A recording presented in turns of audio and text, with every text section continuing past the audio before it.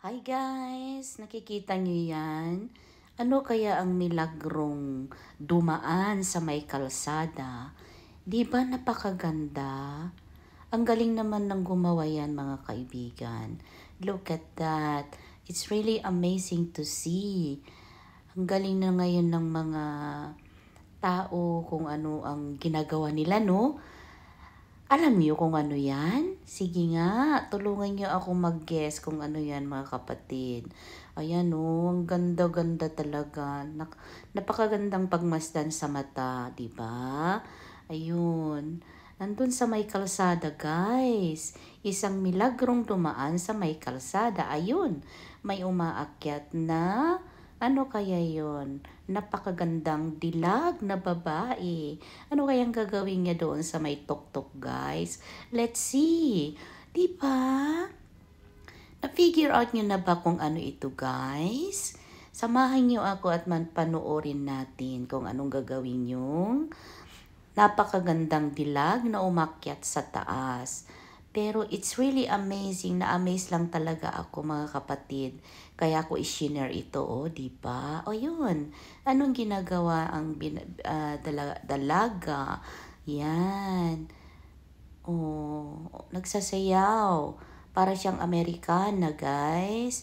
Ang ganda, di ba, Ang galing ng gumawa talaga yan. Kalsada yan, mga kapatid. Parang sasakyan, kumbaga. Yan, di ba? Kahit sino naman siguro makakita yan sa ng may kalsada, talagang maa-amaze ka. Di ba, guys? Ay basta na fallen in love ako talaga itong milagrong dumaan dito sa kalsada namin. Napakaganda talagang tignan at pagmasdan, guys. Lalo na sa gabi. Kasi gabi nga siya dumaan.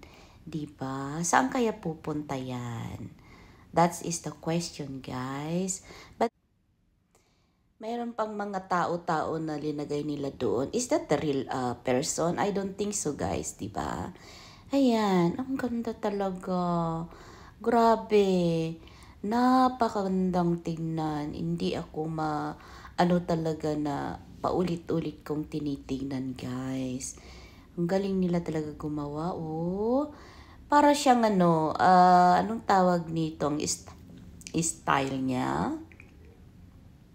Parang, alam niyo yun, yung parang nasa gitna ng dagat na, I mean, parang barko. Di ba? Parang barko nga siya. Ayun. Ganda. Doon yung dalaga, Nag-say hello, everybody. Ayan.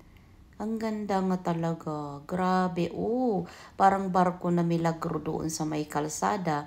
Ang barkong dumaan sa may kalsada, diba? Ang ganda. Grabe. Sino ba naman ang hindi mai-inlove itong panoorin mo na to, Kumbaga, ano siya, yung, ano ba tong tawag nito? Hindi ko ma-explain, guys. By the way, thank you so much again sa panunood nyo, guys. At hindi ako magsasawa sa inyong lahat na nagpapasalamat na lagi akong sinusubaybayan. Mga kapatid, may the Lord bless us always. Malapit na ang Christmas, guys. Merry Christmas to all. Ayan. Ayun.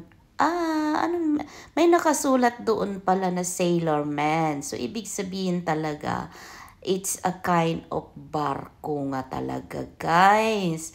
Ayan, nakakatuwa naman.